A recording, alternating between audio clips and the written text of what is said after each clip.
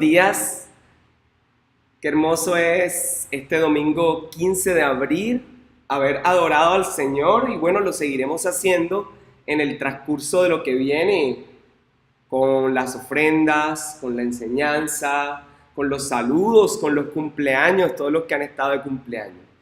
Bien, y seguimos en nuestra serie de enseñanzas que se llama Miembros del Cuerpo de Cristo. Y esta es la número 6. En la primera, el 11 de marzo, veíamos qué es la iglesia. Y decíamos que la iglesia es la comunidad de personas que han sido rescatadas o reconciliadas con Dios el Padre a través del poder del Evangelio expresado en Jesús desde que Él fundó la iglesia hasta que regrese por segunda vez. Decíamos que la iglesia es también, aparece con una metáfora, el cuerpo de Cristo. Es decir, que pertenece a Él, Él es su cabeza. Y también es comparada como el cuerpo, como su esposa también. Ahora, decíamos que no es la iglesia, no son paredes, no son rocas, no son piedras estáticas, sino como piedras vivas nos edificamos los unos a los otros. También veíamos que la iglesia no es una denominación, ni tampoco es una sola persona, no. La iglesia somos todos los reconciliados por el Señor. Veíamos una diferencia entre iglesia universal, que es la iglesia conformada por todos los creyentes de todas las épocas, de todos los lugares, toda la iglesia en general, y la iglesia local, que es la conformada por los creyentes ubicados en un lugar específico, en una época específica, en un espacio específico. Eso veíamos que era la iglesia. Segundo que vimos fue en 3 domingos, el 18 y 25 de marzo y el 1 de abril, ¿quién fundó la iglesia? Y para responder eso, lo primero que veíamos es que en Mateo 16, del 13 al 20, que cuando está Jesús con sus discípulos, le pregunta, ¿quién dicen los hombres que es el Hijo del Hombre? Y le responde 4 opciones, unos Juan el Bautista, otros Elías, otros Jeremías o cualquiera de los profetas que ha resucitado. Y la gente que no anda con Jesús, la gente que no ha tenido un encuentro con Él, puede tener cualquier tipo de concepto de Él. Pueden decir cualquier cosa. Pero quienes andan con Jesús, quienes Jesús ha llamado, como Pedro, responderán por revelación divina, tú eres el Cristo, el Hijo del Dios viviente. Entonces eso no es una construcción arbitraria, sino es lo que Dios dice que es Él a través de sus escrituras. Pero también veíamos que aprendemos y conocemos al Señor por las escrituras y por el andar diario, estar en relación con Él, así como los del camino de Maús. En Lucas se le abrieron los ojos cuando Jesús partió el pan con ellos. Así cuando partimos el pan, compartimos el evangelio con otros, mostramos el amor, haciendo obras también, acompañando el evangelio, estamos partiendo el pan y pueden ver a Jesús. Lo segundo que veíamos era una pregunta que le dice, bueno, eso no te lo reveló carne ni sangre, sino mi Padre que está en el cielo. Yo te digo que tú eres Pedro, que significa roca. Y sobre esta roca, ¿cuál es esta? Edificaré mi iglesia. Y decíamos, ¿quién fundó la iglesia? La fundó Cristo. Pero ¿qué hacemos con ese pasaje que es tan complicado? Y ahí debió decir, tú eres Pedro y sobre esa roca debió continuar de esa manera, pero aparece un esta, haciendo como la connotación, tú eres Pedro, roca, piedra, y sobre esta roca, tal vez Jesús señalándose, no sabemos, pero esa roca es cantera de donde sale. Pero si es confuso ese pasaje, a lo largo del Antiguo Testamento a Dios se le llama la roca y en el Nuevo a Cristo se le llama la roca.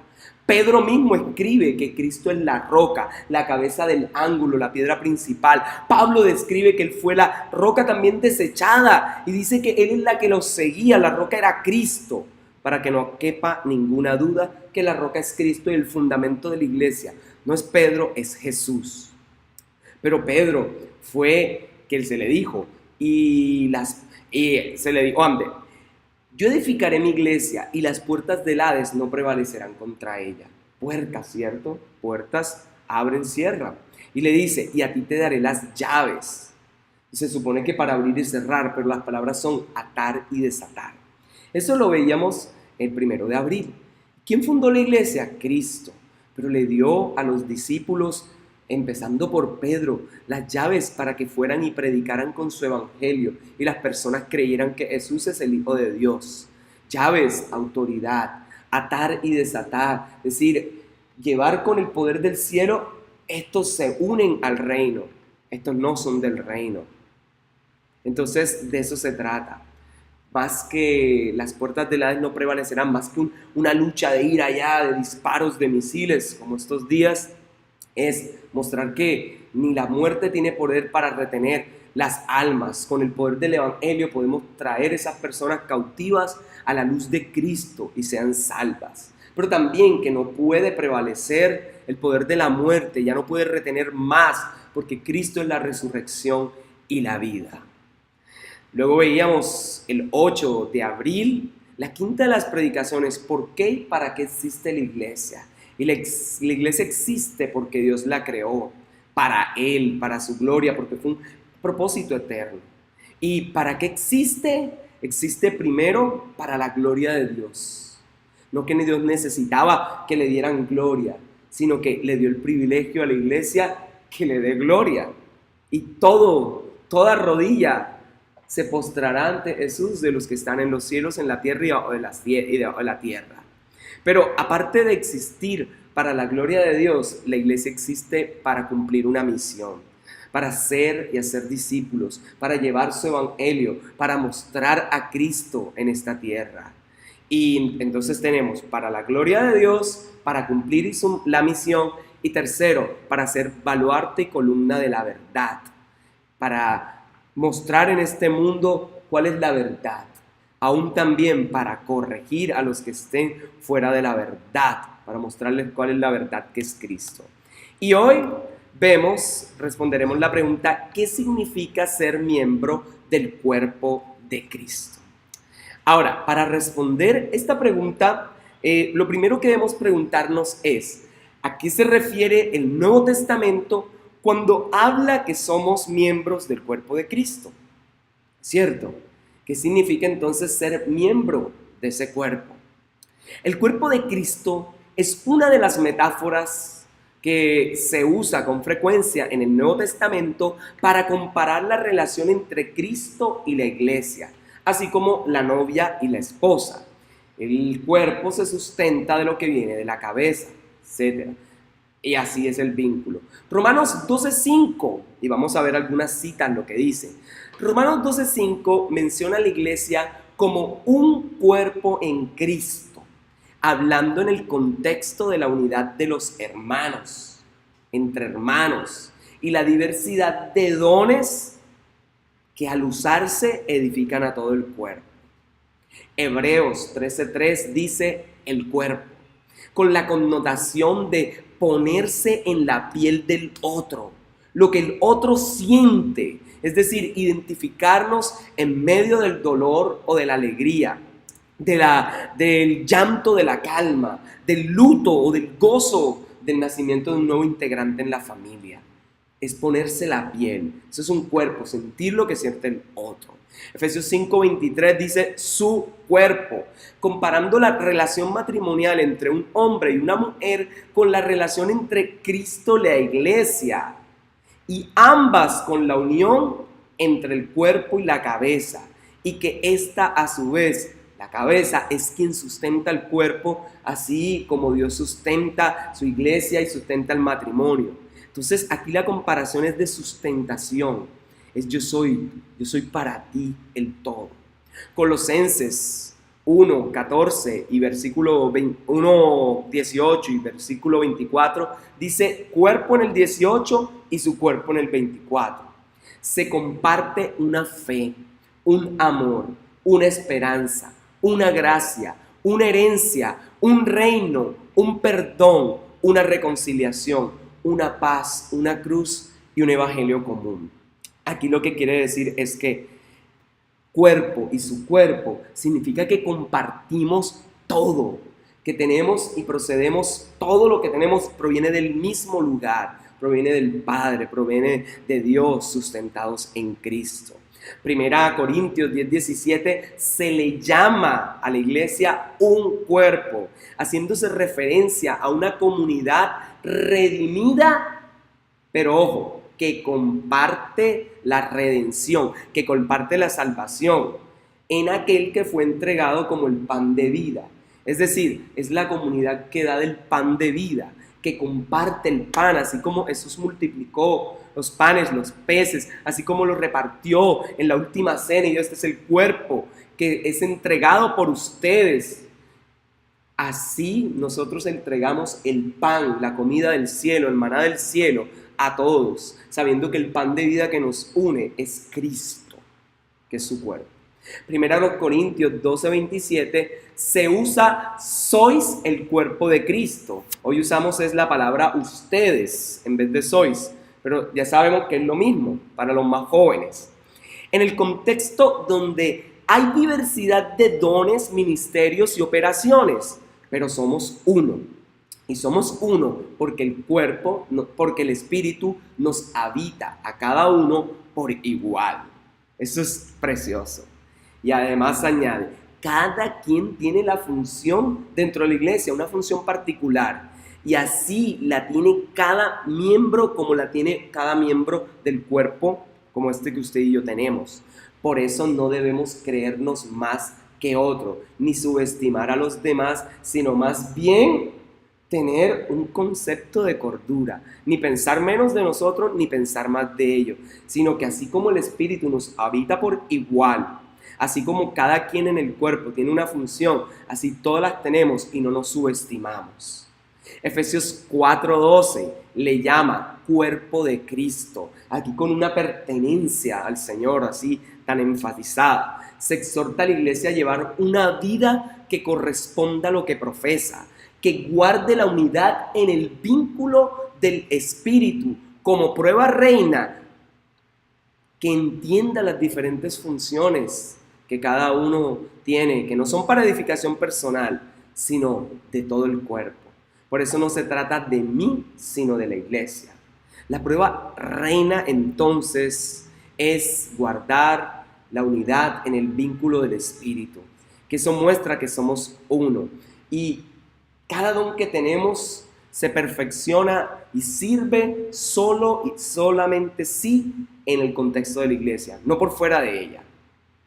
Ahora, yo creo que la metáfora es clara, ¿cierto?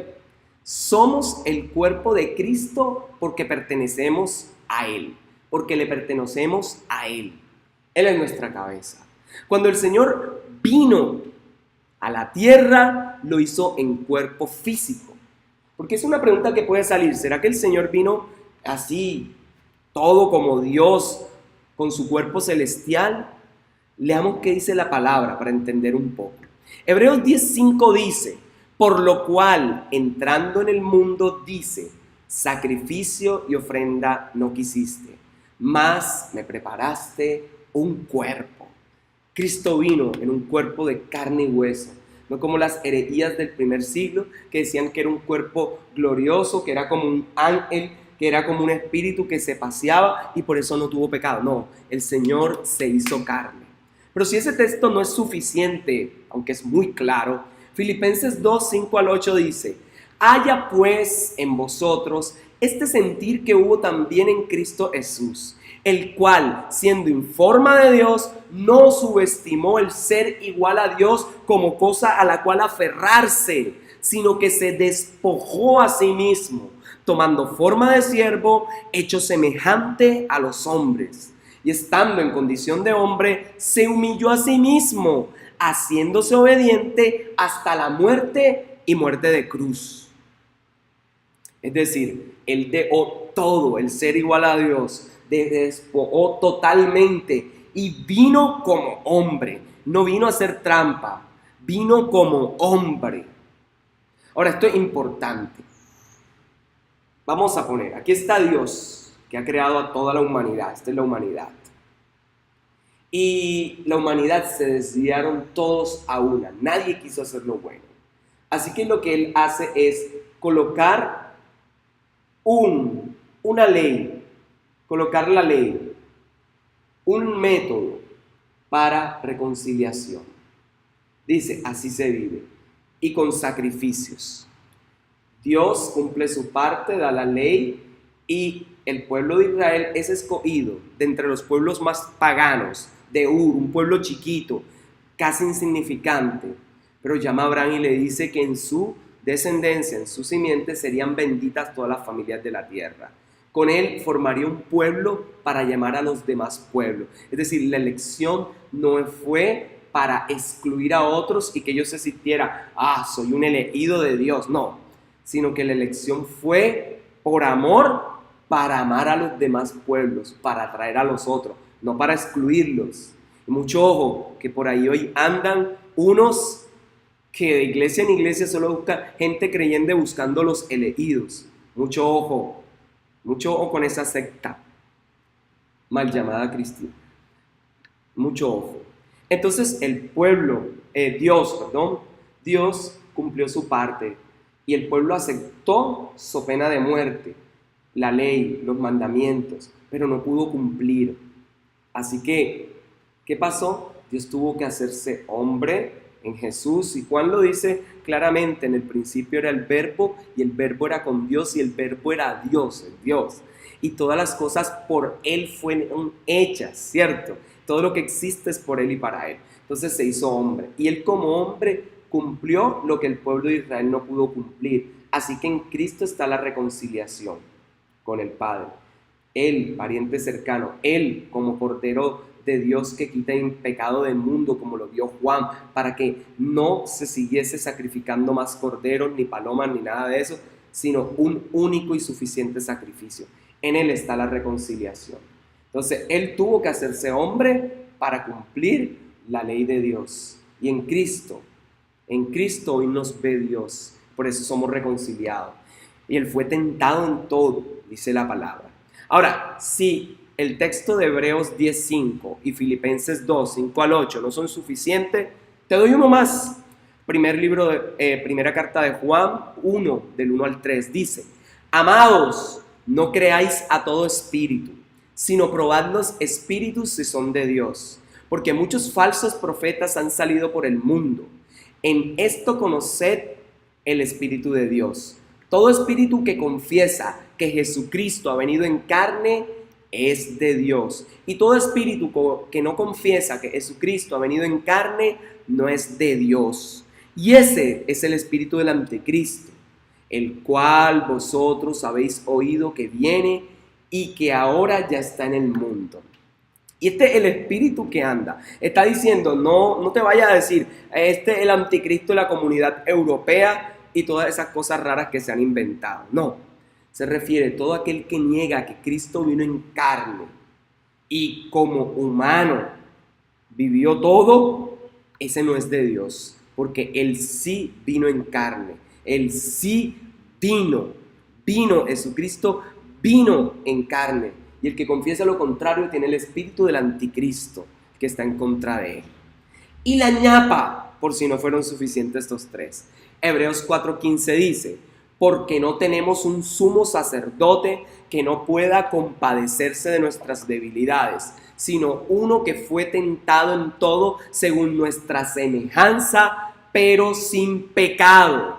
Entonces, hermanos, al venir en un cuerpo físico, Jesús mostró su gran amor, mostró el amor de Dios para toda la humanidad, lo mostró al morir en cuerpo físico, a mostrar que sí podíamos vivir una vida en santidad. Por eso Romanos 5:8 dice: mas Dios muestra su amor para con nosotros, en que siendo aún pecadores, Cristo murió por nosotros, porque siendo espíritu no hubiese podido morir. La única forma es que viniera en carne.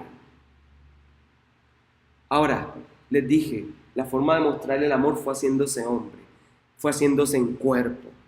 Ahora, el cuerpo de Cristo, que es la iglesia, y Cristo es su cabeza, es la encargada de seguir la obra del Señor. Cristo sigue trabajando en este mundo a través de quienes ha redimido la iglesia. Por lo tanto, ella es la que ahora muestra el eterno amor de Dios a través de la predicación del evangelio, a través de la forma como trata a los hermanos, a través de la forma como expresa el amor, a través de la canasta que repartimos, los mercados que entregamos, a través de la ayuda, a través de enseñar a leer, enseñar a escribir, a través de una palabra de consuelo, a través de una palabra de inclusión hacia el cuerpo, a través de no hacer acepción de personas, a través de no abandonar a la suerte a los hermanos, a través aún del servicio comunitario, a través de hacer discípulos, a través de enseñar a las mujeres más jóvenes, de parte de las mujeres más ancianas, cómo se vive el matrimonio, a través de los que ya son casados, enseñar a su esposo, a su esposa, a sus hijos. En esa manera mostramos, llevando libertad a los cautivos, en la forma como curamos las heridas, cuando nos acordamos de los enfermos y los visitamos, o hacemos colectas como la que hemos hecho para entregar hermanos, para exámenes, porque las EPS han sido ineficientes. Así la iglesia funciona con el cuerpo de Cristo, así como Cristo con su cuerpo mostró el amor, muriendo, luego resucitando y ascendiendo, así la iglesia hoy, como cuerpo de Cristo, es la extensión de su vida, de su obra. Entonces, en el Nuevo Testamento, esas serían como las connotaciones de cuerpo de Cristo. Pero, ¿qué significa ser miembro del cuerpo? Y quiero plantear tres cosas. Uno, un compromiso con la cabeza. Ser miembro del cuerpo de Cristo es un compromiso con la cabeza. Uno. Dos, es un compromiso con mis hermanos, que son el cuerpo. Es un compromiso con mis hermanos, que son el cuerpo. Y tercero, es un compromiso con la sociedad, es decir, el lugar donde camina el cuerpo, el lugar por donde pasa el cuerpo. Entonces, tres cosas.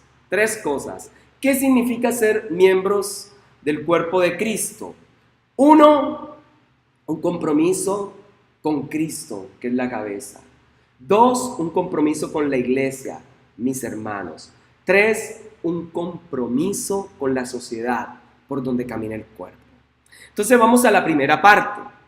¿Qué significa ser miembro del cuerpo de Cristo?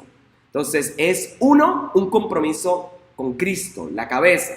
Mire, Jesucristo es la cabeza del cuerpo. Y nosotros venimos a ser miembros de su cuerpo cuando por la fe en Jesucristo nos arrepentimos de todo pecado, entregamos nuestra vida a Él. Quien se entrega al Señor es transformado, su cuerpo es transformado y ha pasado de muerte a vida, ha tenido un nuevo nacimiento. Entonces, muchas veces distorsionamos esto de ser miembros, de pertenecer a Cristo. Lo distorsionamos de tal forma en que pensamos que es estar protegidos en un lugar, hacernos inmunes a todo lo malo, hacernos inmunes a los problemas que vienen a diario, que ya no vamos a tener más clases de temores, de enfermedades, que no vamos a pasar por dificultades. Y todo eso lo hacemos que muchas veces en el fondo se sigue a Cristo no por compromiso con la cabeza, sino por compromiso para salir de nuestros propios problemas. Y esa es una falsa motivación. Jesús nos ha llamado a ser parte de Él. Somos su cuerpo y su cuerpo tiene un compromiso con Cristo porque le ama.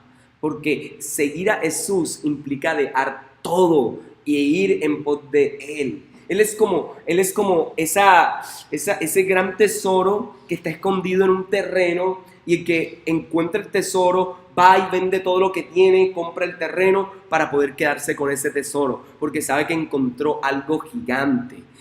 compromiso con Jesús es amarlo sobre todas las cosas, entender que Él es lo más importante y que está por encima de todo. Amarás al Señor tu Dios con todo tu corazón, con toda tu alma, con toda tu mente, con todas tus fuerzas. Es tomar la cruz cada día. Es decir, si en este mundo tenemos intereses que compiten contra Cristo, tenemos que por amor a Él tomar la cruz cada día. Tomar la cruz cada día. Primero Él, mas buscad el reino de Dios y su justicia, y todas estas cosas serán añadidas. Sí, también hay promesas de bendición al seguirlo.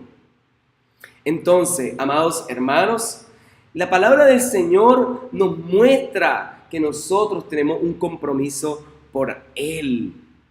No debemos pensar que Dios es una persona imaginaria y ya, o es un sustentador y ya. No. Es todo para nuestras vidas. A Él le debemos todo.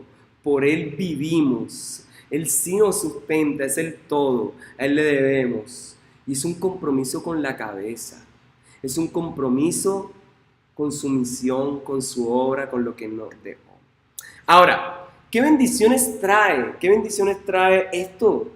Esta primera parte que vimos de la implicación de compromiso con la cabeza. Una de las bendiciones es que los miembros del cuerpo de Cristo están unidos a Él en la salvación. Efesios 4, 1 al 6 dice: yo pues, preso en el Señor, os ruego que andéis como es digno de la vocación con que fuisteis llamado, con toda humildad y mansedumbre, soportándoos con paciencias los unos a los otros en amor, solícitos en guardar la unidad del Espíritu en el vínculo de la paz, un cuerpo y un espíritu, como fuisteis también llamados, ahí está, en una misma esperanza de vuestra vocación.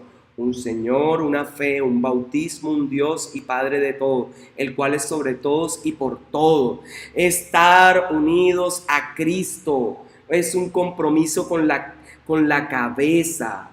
Ser miembro del cuerpo de Cristo es un compromiso con la cabeza y es entender que estamos unidos a Él en la salvación que ha provisto. Pero también los miembros del cuerpo de Cristo, estar sujetos a la cabeza, estar comprometidos a Él, significa que nosotros cumplimos con una función. Y Efesios 4:11 dice: y Él mismo constituyó a unos apóstoles, a otros profetas, a otros evangelistas, a otros pastores y maestros. Es decir, que cada uno tiene una función. Pero también implica que definitivamente todas las cosas, todo está bajo su autoridad. Estar comprometidos con la cabeza es entender que estamos bajo su autoridad. Efesios 1:22 al 23 dice: y sometió todas las cosas bajo sus pies, y lo dio por cabeza sobre todas las cosas a la iglesia, la cual es su cuerpo, la plenitud de aquel que todo lo llena en todo. Nos dio autoridad también. Estamos bajo autoridad y tenemos autoridad. También significa que ya no vivimos según la carne, sino que en el Espíritu vivimos y ese Espíritu nos dirige. Romanos 8, 9 al 10 dice: mas vosotros no vivís según la carne, sino según el Espíritu, si es que el Espíritu de Dios mora en vosotros. Y si alguno no tiene el Espíritu de Cristo, no es de Él, es decir, no pertenece al cuerpo. Pero si Cristo está en vosotros, el cuerpo en verdad está muerto a causa del pecado, mas el Espíritu vive a causa de la justicia. Entonces es, hermanos, un compromiso con Cristo, que es la cabeza. Significa que hemos muerto al pecado, significa que ya no vivimos más en la carne, sino en el Espíritu, y ese nos dirige. Un compromiso con la cabeza también significa tener seguridad que estamos unidos a Él. Y estar unidos a Él es estar unido al Padre. Y estar unido al Padre es tener la vida eterna. Juan 10, 27 al 30 dice: mis ovejas oyen mi voz y yo las conozco y me siguen. Y yo les doy vida eterna y no perecerán jamás. Nadie las arrebatará de mi mano. Mi Padre que me las dio es mayor que todos y nadie las puede arrebatar de mi mano. Yo y el Padre uno somos. También dice, yo soy la vid verdadera, mi Padre es el labrador y toda rama que no esté en mí se seca, se muere. Pero ustedes están en mí, y Él lo dice, y son limpios por la palabra que los he hablado.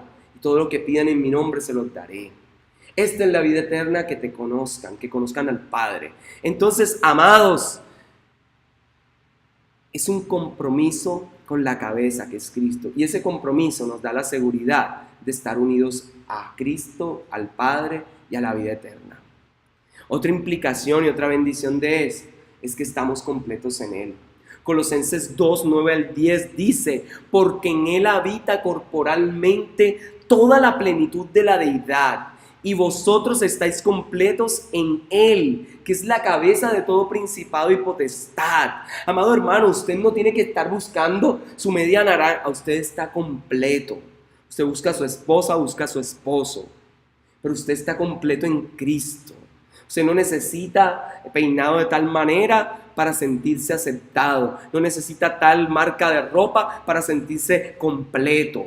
Usted está completo en Él. En Cristo habita toda la plenitud de la deidad. Y Cristo habita ahora en nosotros por su Espíritu. Séptimo, dentro de esta primera parte de un compromiso con la cabeza, que es Cristo. Y es que una bendición es que hemos participado con Él en su muerte y en su resurrección. Colosenses 2, 11 al 13 dice, en Él fuisteis circuncidados, con circuncisión no hecha de mano, al echar de vosotros el cuerpo pecaminoso carnal, en la circuncisión de Cristo, sepultados con Él en el bautismo, en el cual fuisteis también resucitados con Él, mediante la fe en el poder que Dios levantó de los muertos, que le levantó de los muertos. Y vosotros, estando muertos en pecados y en la incircuncisión de vuestra carne, os dio vida juntamente con Él, perdonándolos todos tus pecados. Ya no te condenes más. Hemos participado con Él en su muerte y en su resurrección. Nos ha dado vida juntamente con Él. Si pecamos, abogado tenemos en Cristo, pero sin abusar. No hagamos inmunda la sangre del Señor. El Señor nos ha dado vida a través de la participación en su muerte y en su resurrección. Pero también un compromiso con la cabeza implica que los miembros del cuerpo de Cristo tenemos la seguridad de que somos hijos de Dios. Romanos 8, del 15 al 16, pues no habéis recibido el espíritu de esclavitud para estar otra vez en temor, sino que habéis recibido el espíritu de adopción, por el cual clama, Abba, Padre. El Espíritu mismo da testimonio a nuestro espíritu de que somos hijos de Dios. Es una bendición enorme. Que el mismo Dios dentro de nosotros clame por su Espíritu eso y nos hace tener un compromiso para ir y traer a otros al Evangelio. Es un compromiso con la cabeza, vivir en santidad, guardarnos para Él. Es un compromiso de cuidar nuestra forma de hablar, nuestra forma de vestir con decoro, con respeto, nuestra forma de estar en los sitios públicos, de ir en los buses, aunque los buses estén apretados y nos estén apretando, estar en santidad. También implica que los miembros del cuerpo compartimos una herencia con Cristo, es una bendición, y eso nos hace comprometernos a que esa herencia la llevemos a otros. Romanos 8:17 dice, y si hijos, también herederos de Dios y coherederos con Cristo, si es que padecemos juntamente con Él. Esta parte la mochan mucho. Suena bonito lo de la herencia, pero no lo de padecer, para que juntamente con Él seamos glorificados. También implica, amados hermanos, ese sufrimiento, esa vida, así como la vivió Jesús, donde también hay dificultades. En el mundo tendréis aflicción, pero recordad que yo he vencido al mundo, dice el Señor. Así que hermano, usted ha vencido al mundo. Aunque vengan las dificultades, usted está sobre la roca. Usted ha vencido, usted es más que vencedor por medio de aquel que los amó. Por medio de Cristo usted tiene la victoria. Los miembros del cuerpo de Cristo, ¿sabe?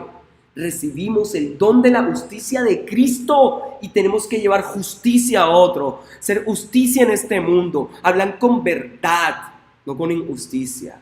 Romanos 5, del 17 al 18 dice, pues si por la transgresión de uno solo reinó la muerte, mucho más reinará en vida por uno solo, Jesucristo, los que reciben la abundancia de la gracia y el don de la justicia.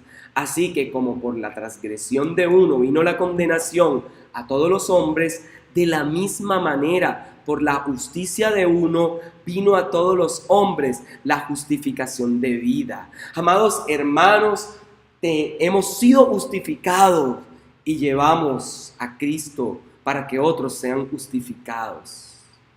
Entonces eso es lo primero, un compromiso con el cuerpo, con la cabeza que es Cristo.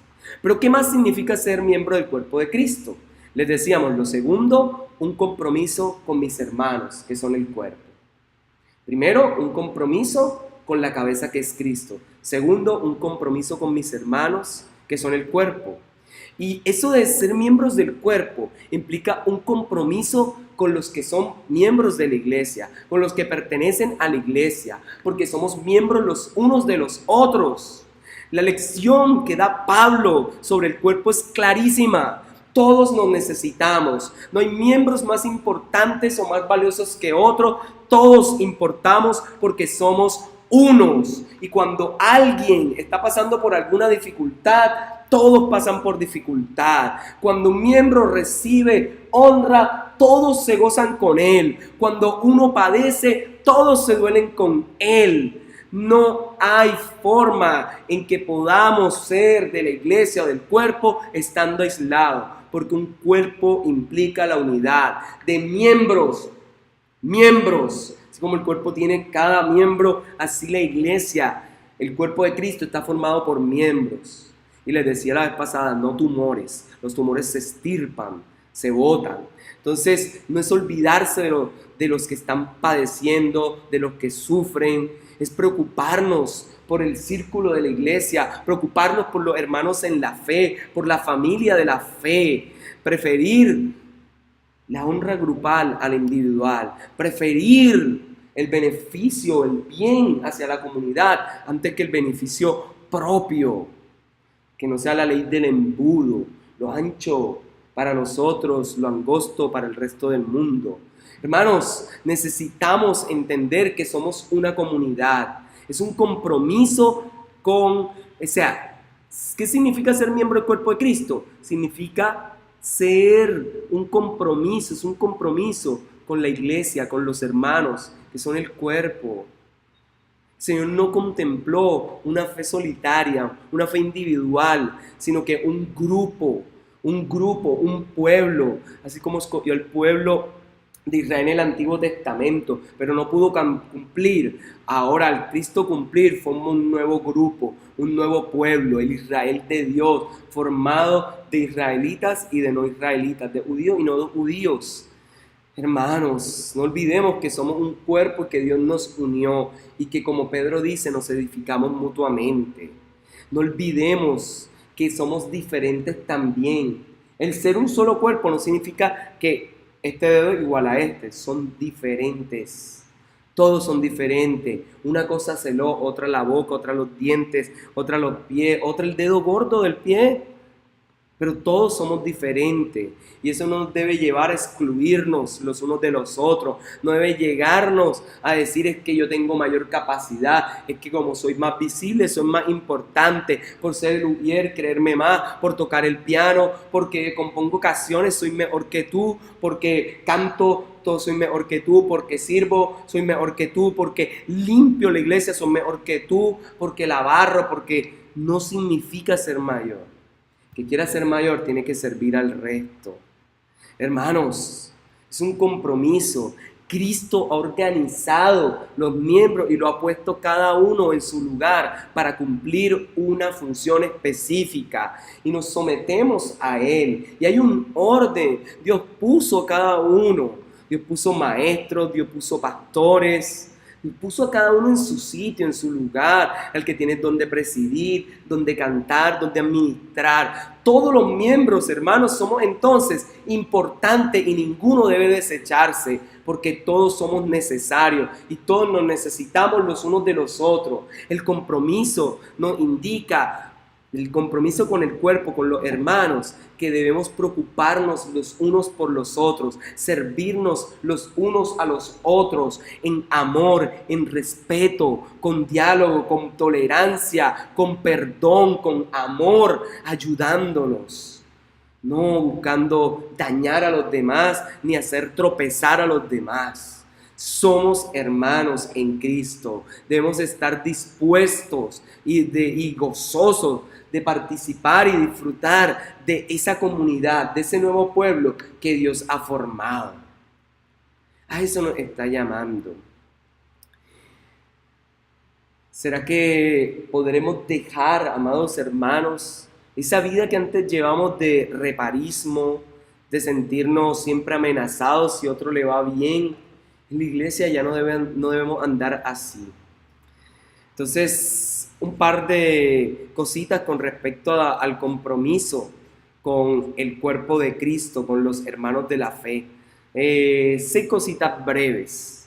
Y quisiera decir primero, en Efesios 4, 11 al 16, nos muestra que los miembros del cuerpo de Cristo nos necesitamos unos a otros para crecer y perfeccionarnos. Él mismo constituyó unos apóstoles, otros profetas, otros evangelistas, otros maestros. Y dice, a fin de perfeccionar a los santos para la obra del ministerio, para la edificación del cuerpo de Cristo, para que todos lleguemos a la unidad de la fe y del conocimiento del Hijo de Dios, a un varón perfecto, a la medida de la estatura de la plenitud de Cristo, para que ya no seamos niños fluctuantes, llevados por doquiera de todo viento de doctrina, por estratagema de hombres que para engañar emplean con astucia las artimañas del error, sino que siguiendo la verdad en amor, crezcamos en todo en aquel que es la cabeza, esto es Cristo, de quien todo el cuerpo, bien concertado y unido entre sí por todas las coyunturas que se ayudan mutuamente según la actividad propia de cada miembro, recibe su crecimiento para ir edificándose en amor. Nos edificamos en amor, crecemos cuando estamos juntos. Esa es una implicación poderosa. Pero también los miembros del cuerpo de Cristo poseen una diversidad de dones para poder servir al cuerpo. 1 Corintios 12:12 dice, porque así como el cuerpo es uno y tienes muchos miembros, pero todos los miembros del cuerpo, siendo muchos, son un solo cuerpo, así también Cristo. Hermanos, muchos miembros tenemos en nuestro cuerpo, muchos miembros tiene la iglesia, pero somos uno. Cada uno es uno en su cuerpo y todos somos uno en Cristo. Así que somos diversos, pero vamos a juntos ir a hacer la misión de Dios.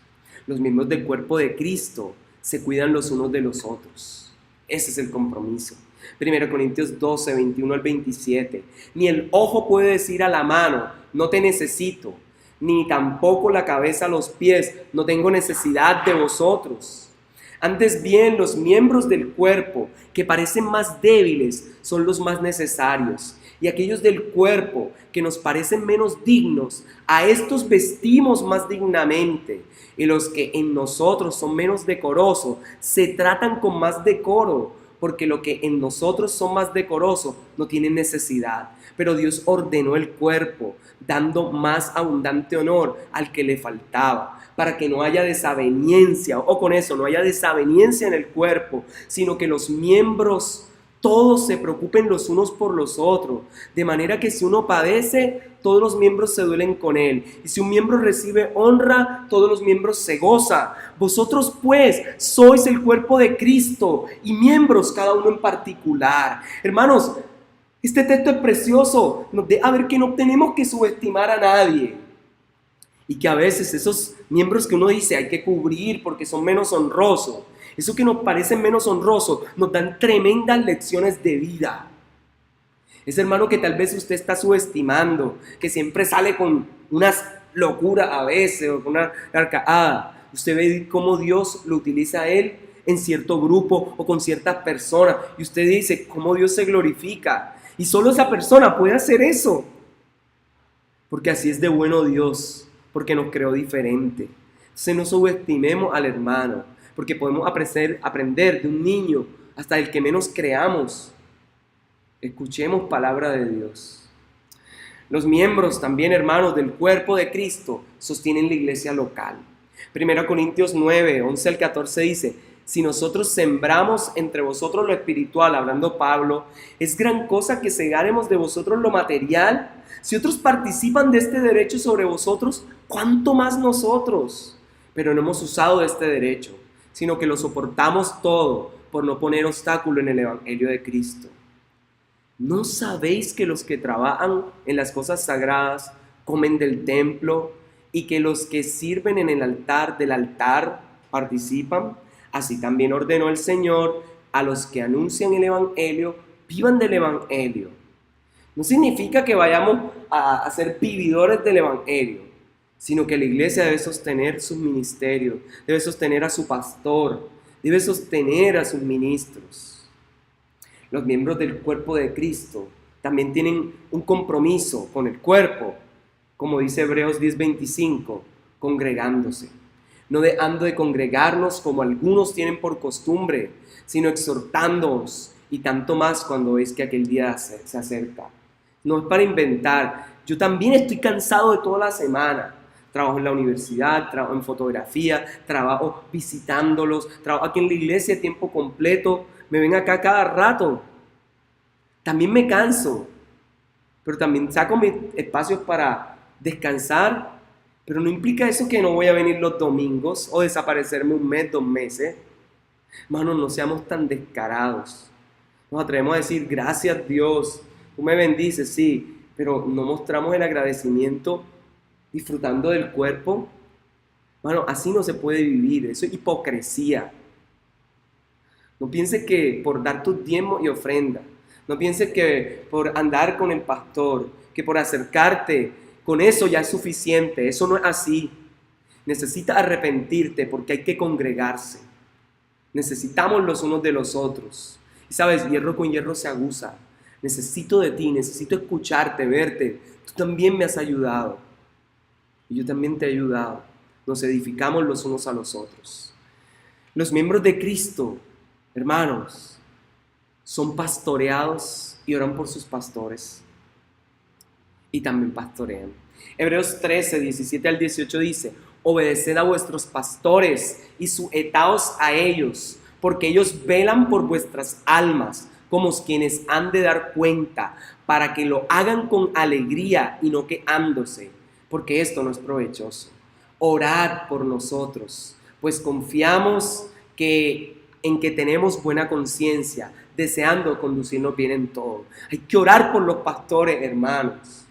Primera Tesalonicenses 5, 12 al 13, con la misma línea, dice: os rogamos, hermanos, que reconozcáis a los que trabajan entre vosotros y os presiden en el Señor y os amonestan, y que los tengáis en mucha estima y amor por causa de su obra. Tened paz entre vosotros. Disculpen, eso implica. Entonces hemos visto 2 cosas. Uno, a la pregunta, ¿qué significa ser miembro del cuerpo de Cristo? Primero, significa un compromiso con Cristo, que es la cabeza. 2, un compromiso con el cuerpo, que somos los hermanos. 3, un compromiso con la sociedad, que es el lugar donde caminamos. Hermanos, los miembros del cuerpo de Cristo son la representación física de Cristo en este mundo. La iglesia es el organismo por el cual Cristo manifiesta su vida a un mundo muerto que necesita de su vida para resucitar. Colosenses 4, 5 al 6 dice: andad sabiamente para con los de afuera, redimiendo bien el tiempo. Sea vuestra palabra siempre con gracia, sazonada con sal, para que sepáis cómo deber responder a cada uno. El Señor nos está llamando a ser prudentes, a no ser lengua suelta, a no dar mal testimonio. ¿Cuántas veces ni la gente cree en la iglesia porque vivimos sin sabiduría, porque no redimimos bien el tiempo, porque lo perdemos, porque no hacemos nada? El Señor nos está llamando a vivir en sabiduría. Mateo 28, 22 nos muestra otra dimensión de esto de un compromiso con la sociedad. Uno es lo que vimos en Colosense, andar sabiamente con los de afuera. Pero lo segundo, ir con el evangelio a ser discípulos, llevar la luz. Mateo nos deja ver que somos la sal y la luz. Si la sal perdiere su sabor, ¿con qué será salada? La luz no puede colocarse para esconder. Hermanos, ¿qué significa ser miembro del cuerpo de Cristo? Un compromiso con Cristo, que es la cabeza, de someternos a Él y vivir como Él desea. Y tendremos las bendiciones que Él tiene para nosotros. Segundo, un compromiso con los hermanos que son el cuerpo de Cristo, que implica vivir en comunidad, que implica vivir como la comunidad del Señor. En esto conoceréis que son mis discípulos, en que se aman los unos a los otros. Y tercero, un compromiso con la sociedad para andar sabiamente con los de afuera, pero para llevar el evangelio de Cristo. Padre, gracias. Gracias por tu preciosa palabra que nos has dado esta mañana. Señor, gracias porque tú eres bueno y gracias porque nos has